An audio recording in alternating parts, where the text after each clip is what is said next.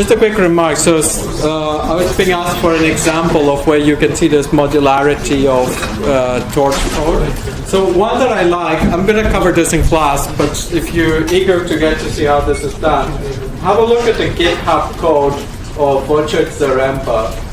You can just Google LSTM Zaremba, and that's the code for his paper, Learning to Execute. And there's two modules in his code. There's an LSTM function, and then there's a network. And this stuff that Alex Graves has been using for a long time. And if you put these very simple modules together, like some researchers at Google have done, you can build by using simple, each module here is itself an interesting type of network that goes inside here, but we can combine them in sort of temporal structures that have memory in them. And we're able to actually, if you provide sentences in one language and sentences in another language, it learns to translate. So you have a model that learns to go from one language to another language. And you should think of translation as a very general way of going from one kind of data in a sequence to a different kind of data in a sequence. So you could go from English to a sequence that basically tells you the structure of that sentence. It tells you what's a noun, what's a verb, and so on. And you could have music to language, or you could have gazes in an image, and then a description of what it is that you're seeing as you're gazing at the image. And all of these things have been done. There's so much, you could have speech commands, and you could have a sequence of actions of a robot if you want to control a robot. If you're playing computer games and you want a sidekick character that you're sort of shooting monsters or whatever you're doing in the game, and you can ask your sidekick to run the monsters or whatever it is you want it to do.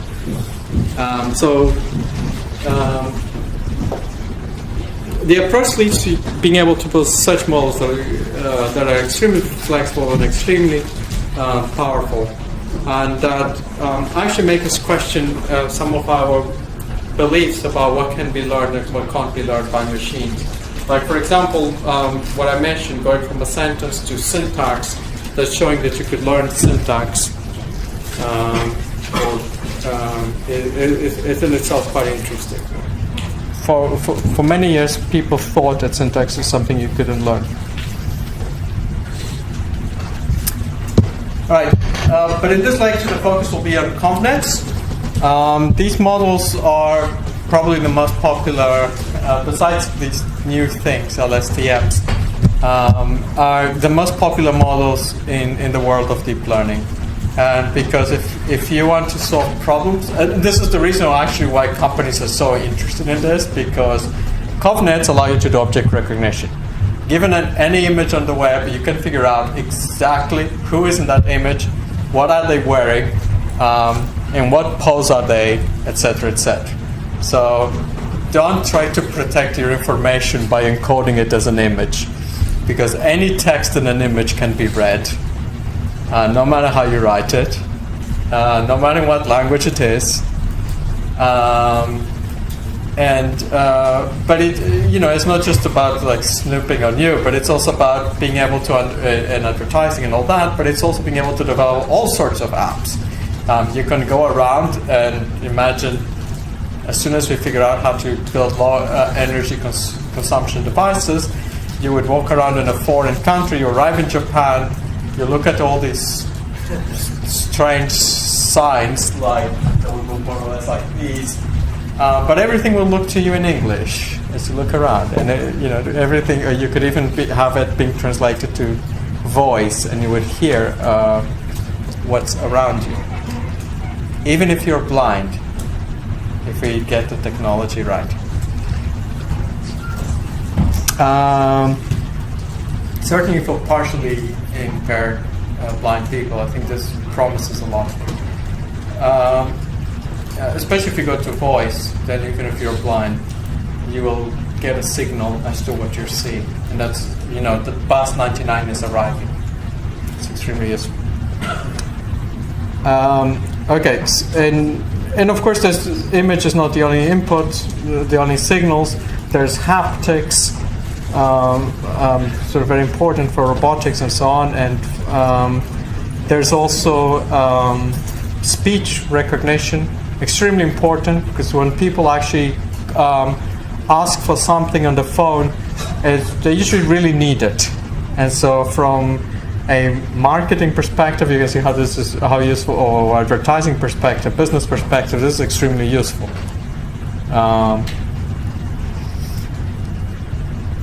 Okay, I'm going to focus on images, and I'll come to language at the end of the class.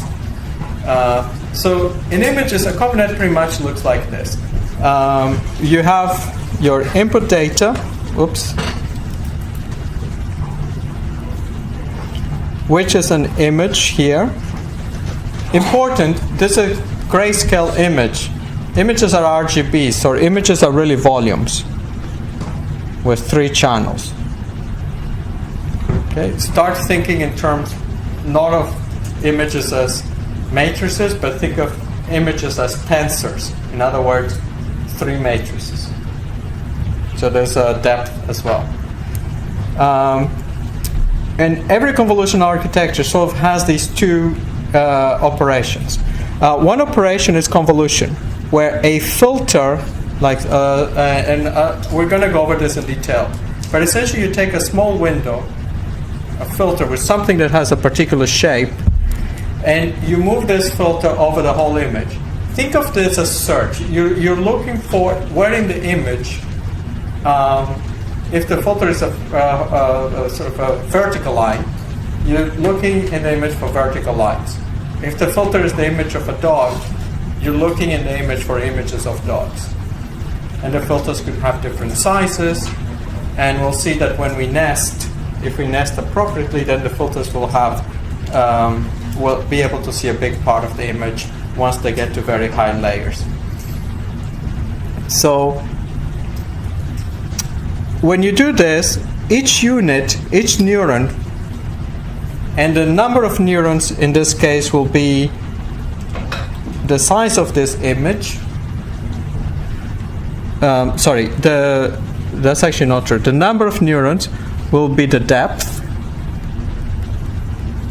because we're about to do an extra trick.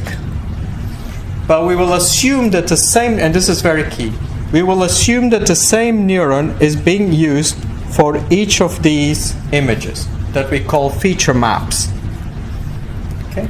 So one neuron goes over the image, and you sort of when it moves, if it moves up here, then it would project to this point. So by sliding over the whole image, you will be able to construct this entire image. And then you pick another neuron, which might be a horizontal bar, and you do the same thing. And so you'll have as many neurons as you have maps here. Now, what's useful about this is that the parameters are being shared. So for each map, I'm using the same parameters theta. Which is in this case a vertical bar at parameters. I'm just sliding it over. If I use the full neural network, I would need as many parameters as the depth, height, and width of this volume. And that would be just far too many. We wouldn't be able to fit them, again, in our machines. So convolutional networks convolution gives us this. It gives us a much smaller representation, because the parameters are shared. The other thing that we get is that if an object appears at different parts in the image, we will see some firing response here. So they also give us invariance to location.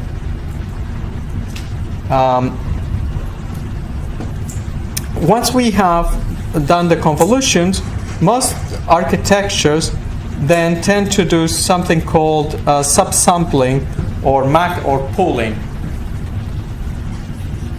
Okay, so we usually have convolutions. Convolutions can be followed by like a ReLU unit. In practice, that's the typical implementation. You have a convolution, you have a ReLU to get some nonlinearity, and then you feed it through a pooling layer. And what a pooling layer does is it looks at the region. If it's a max pooling layer, it just looks at what's the maximum value here, and it only keeps the maximum value that occurs. So it downsamples. It only picks one single value. And you do this because of two reasons. One, storage. This guy here is much smaller than the guy on the left.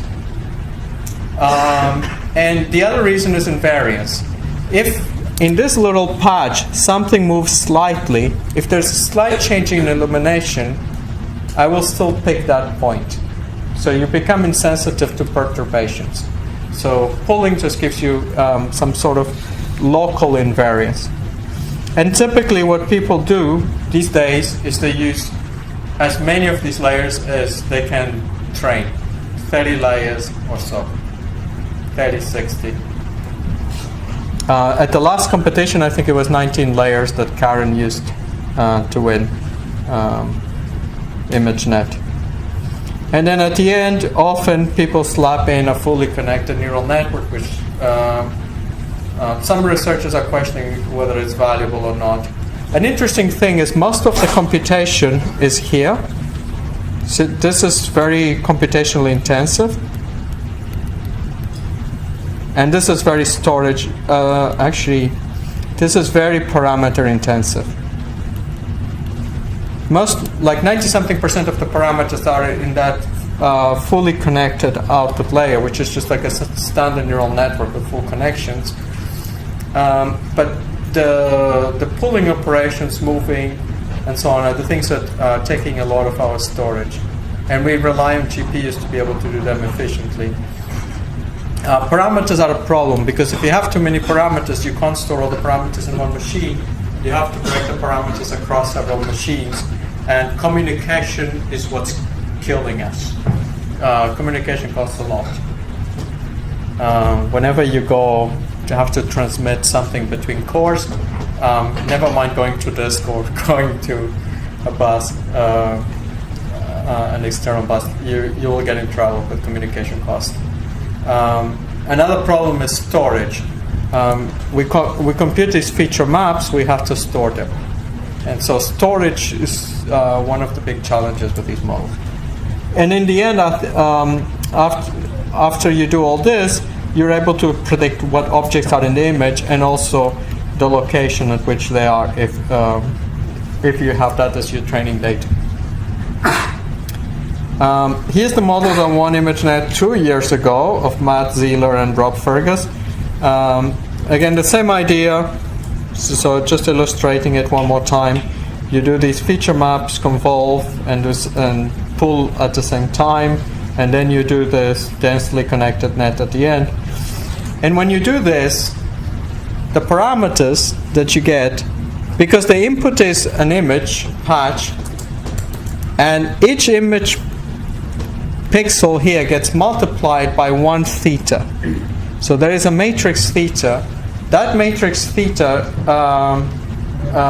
is a matrix of parameters, and so a matrix can be visualized on the computer screen. It's an image as well. So the parameters are images. And this here is one image. This is one matrix of parameters. This is another matrix of parameters. So each of these parameters seen as images here is what the net learned.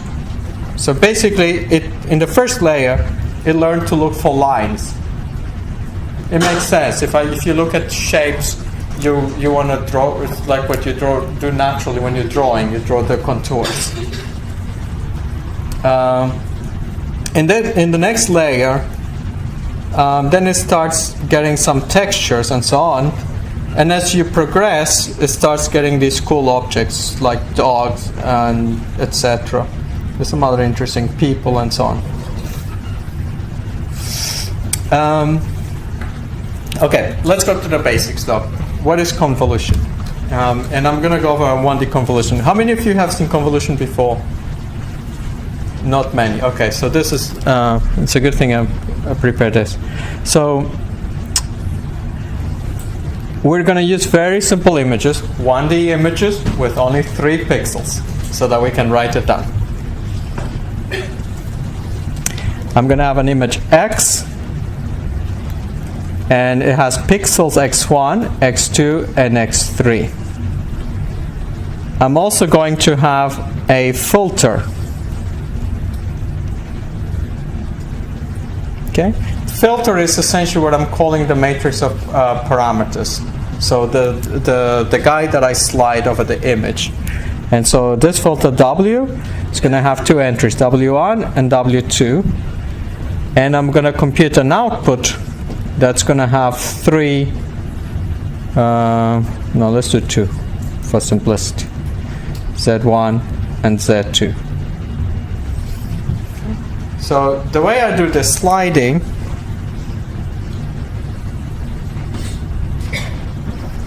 is I first do W1 times X1 and W2 times X2, and then I will do W1 times X2 and W2 times X3.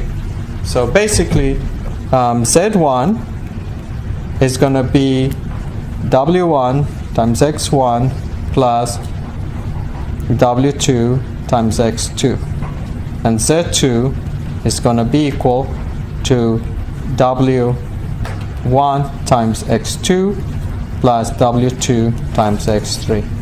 Okay, so you can see that I basically slid. I essentially consider two cases. I consider the case where W is on top, right here, and then I move W, and W is on top here.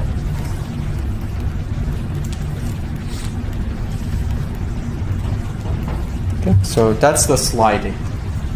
For an image, it's the same thing, except that you're sliding a whole block.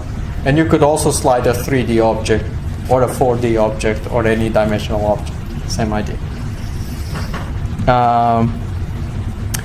Now, the way I'm going to write, I'm going to try to generalize these equations, and I'm going to write that Zi prime is equal to the sum over I of Wi times times x I prime plus I minus 1, and this goes from 1, and I'm going to give the size of this filter, I'm going to call it which is MF. Just think of MF as the size of the filter. So this goes from 1 to 2. Okay.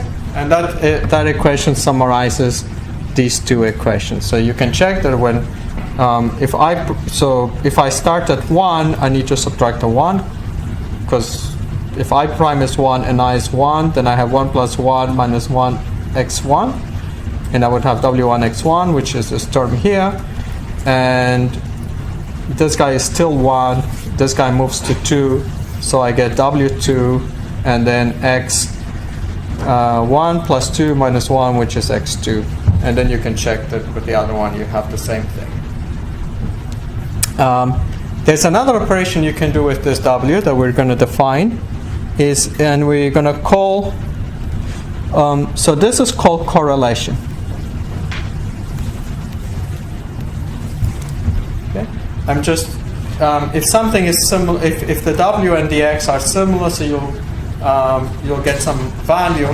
If the W and the X are not similar, and if they're actually the opposite, if one is 1, 0 and the other one is 0, 1, you will get a 0. So in a sense, it's a measure of how similar they are. So think of this as similarity. You have filters, and you're looking in the image for things that are similar to your filter. The catch is you don't know the filters. So learning is about figuring out what are good filters. So what are the things that if you were to look for them in the image, you would see them a lot.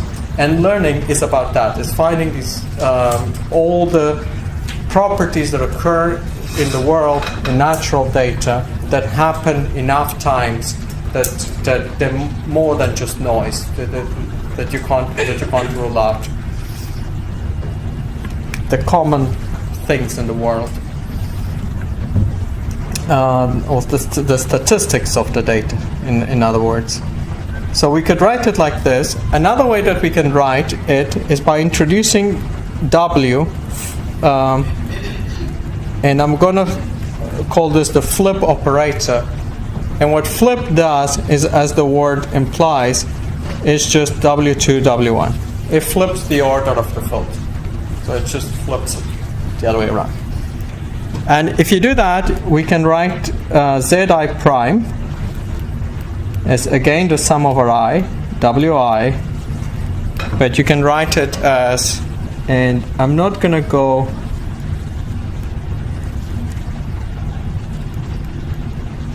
yeah, why not? I'll do it. MF. Okay. You can write it in this way, and it turns out that the two are equivalent. You can convince yourself, because what we did is we flipped this. We flipped the filter, but we also flipped. Whoops, sorry, I made a mistake here.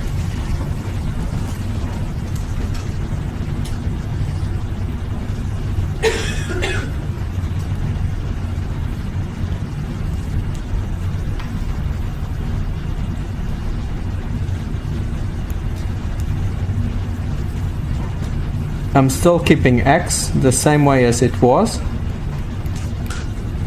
and I need to keep it exactly the same way because I only goes from 1 to 2, but X goes from 1 to 3, so I have to keep its indices. But this is going to be the index of W flipped. So if I rewrite the equation this way, I get the same as I get these two guys are equal. When written like this, when you have it, basically when you have I and when you have minus, so you would have I and then minus I here, this thing is what we call convolution.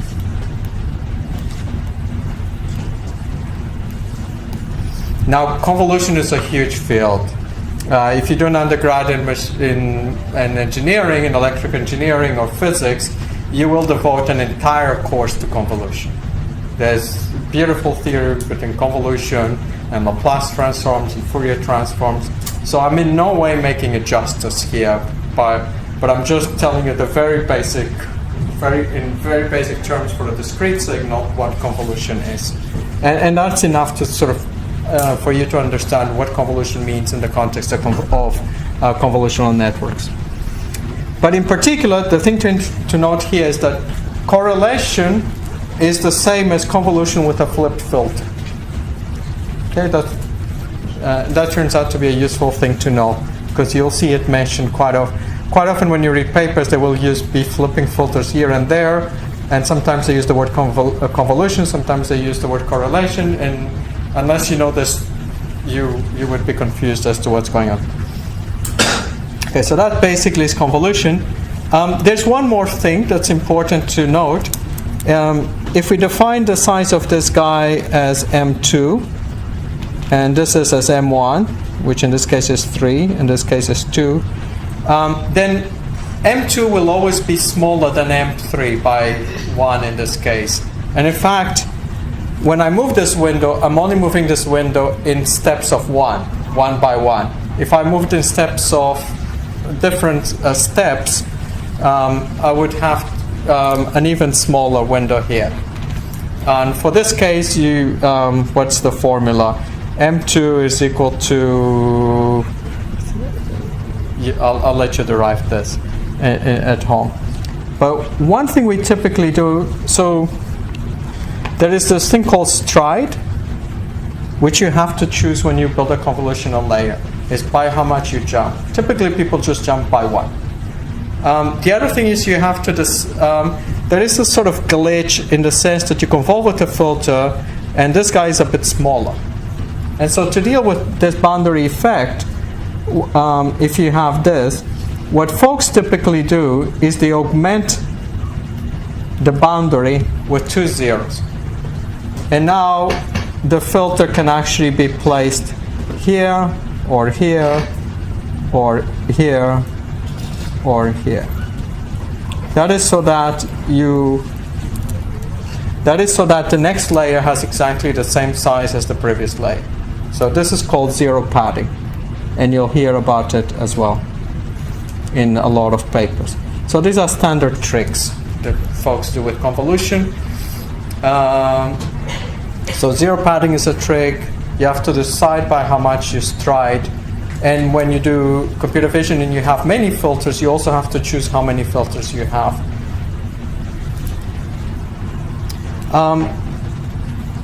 It is an art to tune these models. I recommend you read,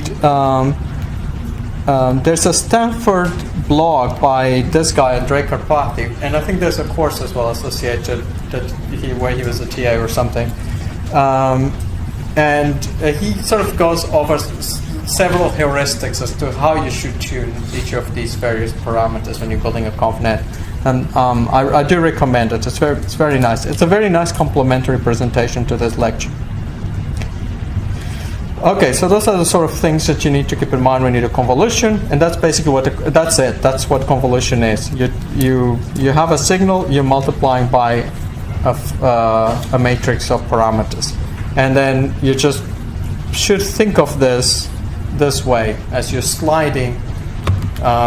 You have an image and you're sliding a filter all over the image, and every time you slide, you compute an output for each position. You compute an output. And that's always the same filter. I do this, and if I compute the output, I get one thing. And if I want to do something else, I have to use another filter. And then I get another output image. And I get as many output images or feature maps, as we've been calling them, as I would have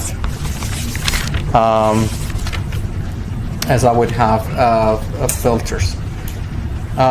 So here's a picture that sort of illustrates this with images. If my filter is this guy here, and my image is this X, now we're moving to 2D. And basically think of dark shaded, say pixel value 1, and light shaded pixel value 0. I'm sliding this filter, and in this case I've done some zero padding on the edge. Well, I haven't, this guy did it. And so here there is no, when you multiply the filter times the image, you get a 0 because there's no dark value set to 1. And you get the idea. When I get to a place where there's dark points, then these 3 fire, so I get a 3. Here I get a 2.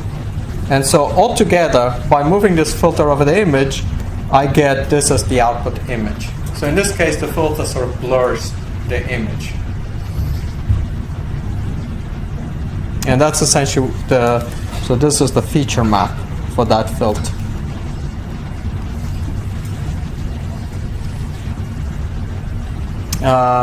Typically, when we learn filters, we end up with filters that look like this in the first layer, and so they're looking for edges, and and the output images of the filters will look like these images. So this image is the result of taking the guys that appear, the images, the filters that appear below, convolving them with the image, and then you start getting features that sort of capture shape. And then you do the standard pipeline, you do the downsampling, you can apply nonlinearities, nonlinear layers, and you can sort of do contrast enhancement and so on. One way to think of these in vision is to start thinking of them as volumes, because in effect, when we convolve, the input image has 3 channels, and this is the model that won the first neural net to win ImageNet 3 years ago, Alex Krzyzewski's neural network, and this is exactly the model that he had, where he's doing this convolution, and here he explains he had strides of 4, then he did this pulling operation, he does convolution again with these volumes, these are the filters over which he goes.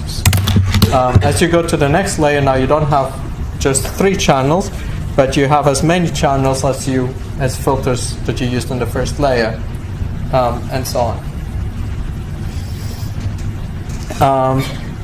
In what I will use in my, and this will come up later, when we analyze just convolution, I'm going to use, I'm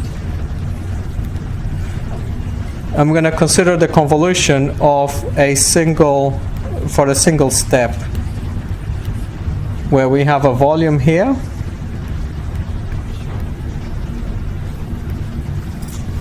and this volume will fire just a single unit up here when we look at it. So I'm going to use the following indices to explain this operation in detail. There will be indices I, J, I for the depth, J for the width, and then F for filters or channels. And then as we move up, I'm going to use a prime to indicate that we're in the next layer. Okay. And essentially, and then my filter, I'm going to say that the filter has some width, WF, it has some height, so this is the width of the filter, height,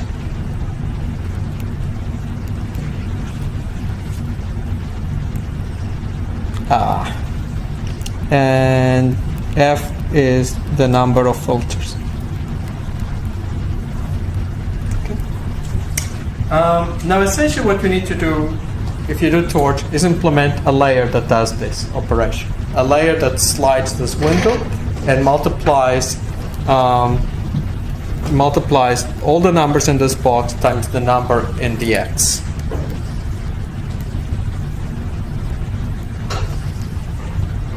And that's what it looks like. Here I was using W, but in the course we also use parameters theta. So statisticians tend to use theta.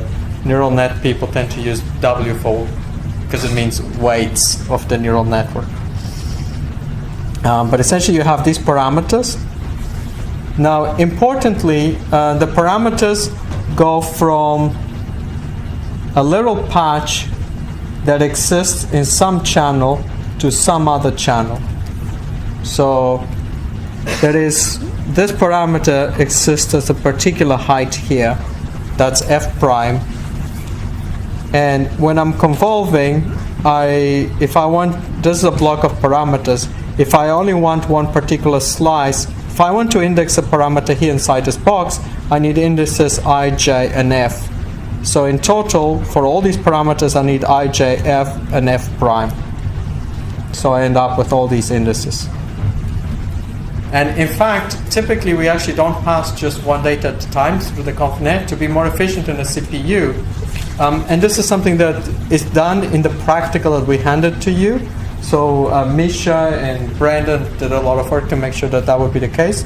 But like the demo that's available online actually only passes the points one at a time when you do mini batches. And if you're trying to use a GPU efficiently, you should pass the whole mini batch through. So typically there's yet, not on theta, but on X, there's yet another index, which is the index of the mini batch, which I have omitted in this presentation. I think there's already way too many indices in this. But basically, you have a volume. So for a volume, you need 3 indices. And you have an output which has 3 coordinates, I, J, F prime. You have an input that has 3 coordinates. And this is exactly the formula that we had before. I've just taken it, it's no different than this friendly guide that we had here. The only thing that's changed is that instead of just having one index, we now have to keep track of volumes, and so there's many indices. But in effect, what we're doing is this multiplication of theta times X, and we're just looping over the whole, going from the 1 to the height of the filter, the size of the filter, and we're repeating this for all the filters. In the course, I often add a column of 1s to the parameter. Here, to get the bias term that allows me to move the line up and down. Here, I've explicitly put it separately. Then the other thing you need to do, the rest is, and this actually was my whole train ride this morning, and Brennan had to help me with, it took forever. These are very tedious derivatives just because of they're really easy, but you have to keep track of not making mistakes with the indices. If you want the derivative with the parameter for layer F prime, you have to take the derivative of this function, which is the function that appears on top. This is F. And so you end up with just the input. So in this case, it's really easy, and that's how you would get the derivative with respect to any parameter. You also need the derivative with respect to the input, the delta. So we always need three things. And there, I'm sort of going to let you do this or go over this carefully at home. I introduced double indices here. So it's the same expression as before. I just added 2 primes, whereas before there were no primes. And that's so that when I do derivatives, I do the derivative with respect to the input ijf, so that I don't end up with yet another set of another set of symbols here. And when I do this derivative with ijf, all the terms will be 0 except for the term ijf. And let's look at just I. So everything will be 0 unless I is equal to I prime plus I, essentially this guy. It's only when this guy happens to be equal to, when I differentiate this with respect to this, only when this guy happens to be equal to I will keep that term and I will get the corresponding term. So the reason why I write this way is because then I can solve for I double prime, which is this guy, so I know which is the term of theta that I need to keep, because I only keep one. And if you solve for I double prime, you get this guy here, and that's what I've plugged in here. And then you do the same thing for J. There's only one channel over F prime and only one input F, so I keep those the same way. And that essentially now is our backward message. The other operation that we do is the downsampling, the pulling. Again, what I do is I want to compute the output. So in pulling, I have a region, like say 4, and then I'm going to get as the output a much smaller image where the 4 gets replaced by a 1. Okay, so I select the max. So for example, if there's a 1, 3, 5, 6 here, this guy will be 6. And I keep track of the position. So I keep track of that it was the bottom left, whatever coordinate 2, 2 for this corresponding. So I know the gates. So I get a 6 there. If I pick the max, and then this is the window over which I'm looking. So that's the W. And I could have, omega. I could define this window in different ways. And if I take the derivative, then essentially, so I still have my deltas as before, and so I need to take the derivative of this guy with respect to the input, and then this will be on only when ij is, if I want to propagate a message back ij, only when ij corresponds to the pair I prime j prime that was selected. So if in the forward pass you selected this, your delta message gets copied to that unit, and the delta message for all the other units is 0. Okay, because essentially there was no change of information here. You didn't multiply it by anything. All you did is you gated. And so all you've done is you've created a door, and so the information goes through the new rewiring. I find that somewhat unsettling, because when you go back you drop a lot of information. But in a sense, when you go forward, you're compressing. Getting more invariance means that you will lose information. At least in this particular form. And so coming back, you're missing that information, so you can't reconstruct the signal. This is problematic because it allows us to see an image and be able to tell whether it's a dog or a pen or something else, but it doesn't allow us to imagine the dog. This is not a very good model for imagining the world, implemented in this way. So there's still a lot of work in trying to figure out how to do this better. Jeff Hinton's been pushing an approach called capsules, which is very exciting. I recommend you look at it. I'll write it down here. And there's also a very nice paper that came out of DeepMind very recently. It's on arXiv. It's called Drop. I strongly recommend it.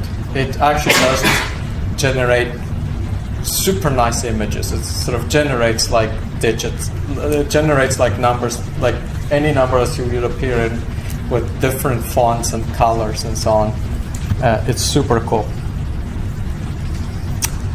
All right, so the nice thing about Torch, and once you've implemented these layers, is that it's really trivial for you to go and implement a ConvNet, and you can implement this in your next practical.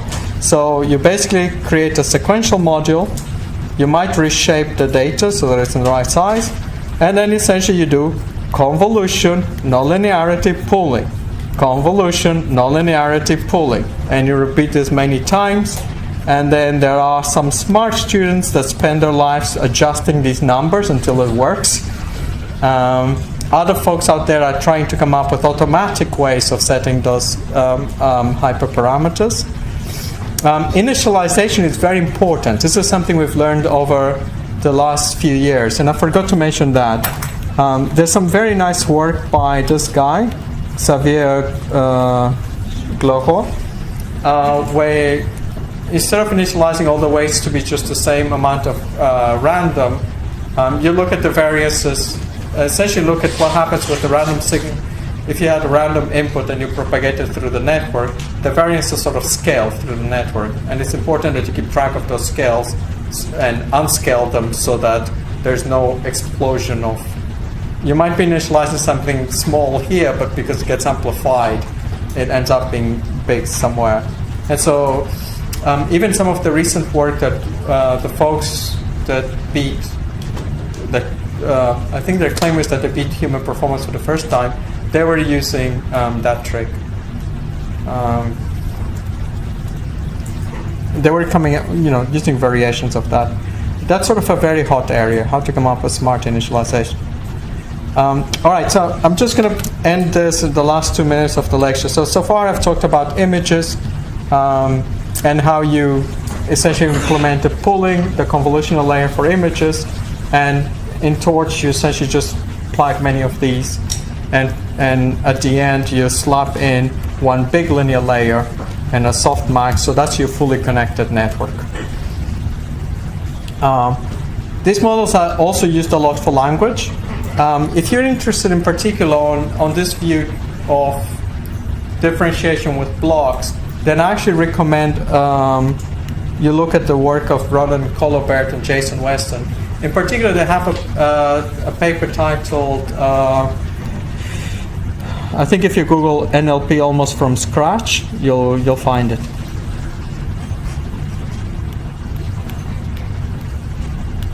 They do all sorts of very cool applications to natural language processing of ConvNets. And in the appendix, they essentially have a lot of forward messages derivatives. So they actually do use this modular approach. There's also a paper on this, that the modular approach, the first paper that I saw on this is by a researcher who writes amazing papers. I strongly recommend you essentially read everything he writes. Leon Boteau. He has a very nice paper on the modular approach to backpropagation. That is essentially the only paper I know that sort of seriously devotes time to talk about the advantage of coding nets this way. There's been other works, and of course a lot of people are aware of it because that's how we implement tools in practice. So soon I think the presentations in books will be doing that. Convolutional nets for language are old things. As you can see, they appeared, I don't know when this paper was from. This is a very old paper with Jeff Hinton. I'm embarrassed that I didn't put the year, but it's very, very old, as you can tell by the writing and the fonts. And in those days, note how small the networks were.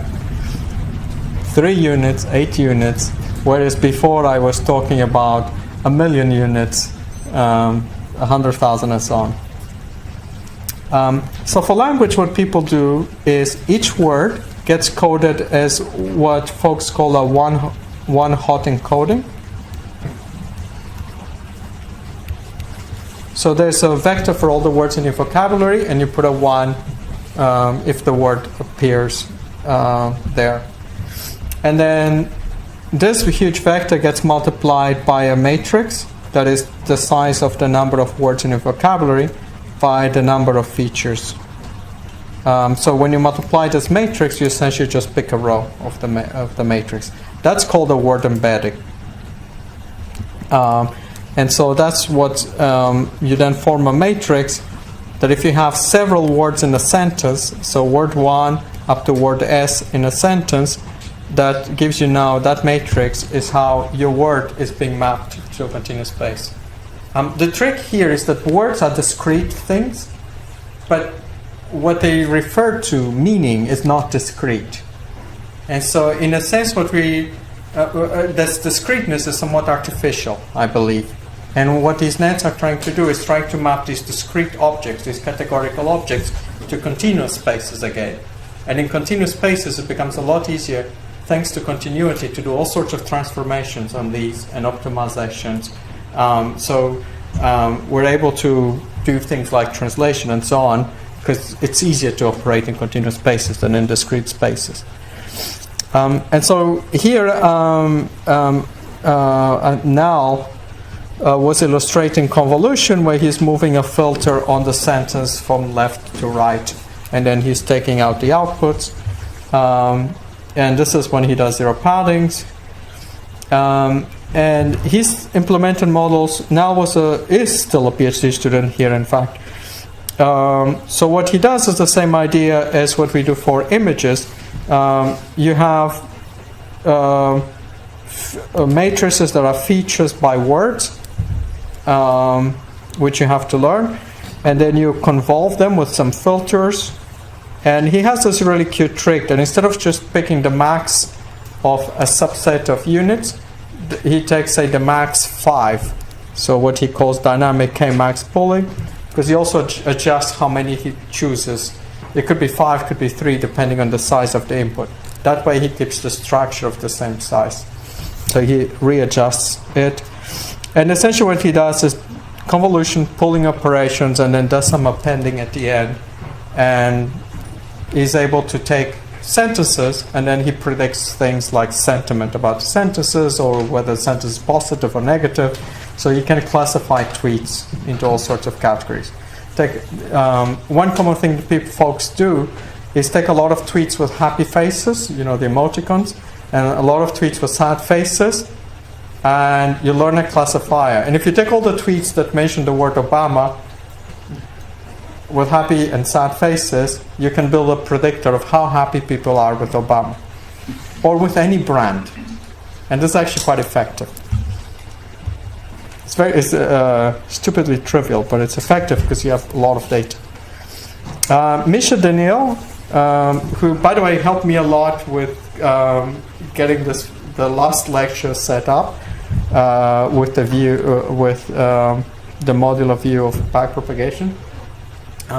He's implemented networks. He's modified Nal's ideas so that to enable him to actually start with sentences and then go all the way to documents. So he's able to say whether a review is positive or negative, and then by propagating signals and looking at the derivative of the output with respect to the input, is also to find which are the most important sentences, like which are the sentences that are predictive of an output positive review. And that basically what that means is that he can throw away most of the text in the review and just keep a few sentences. So he's able to do extractive summarization. And in fact, if you only have labels at the document level, so for example, for reviews, we have how many stars are assigned to the review, but we don't have information at the entity level. So there could be a movie that is talking about Tom Cruise and someone else, Brad Pitt, and Brad Pitt's a good actor and Tom Cruise is a terrible actor in that movie, and the review is 3. But if you have many movies that involve these 2 actors, you would be able to actually figure out, using this approach, what is the true score in acting for each of these actors independently. So you'll be able to get sentiment at the local level with on information at the group level. Likewise, if you have districts that have all voted, and I can get features for people, that's enough to figure out how each individual voted. So it's a way of breaking privacy, in other words, which is useful to know because then people are aware of it. Oh, that's it. Thank you very much.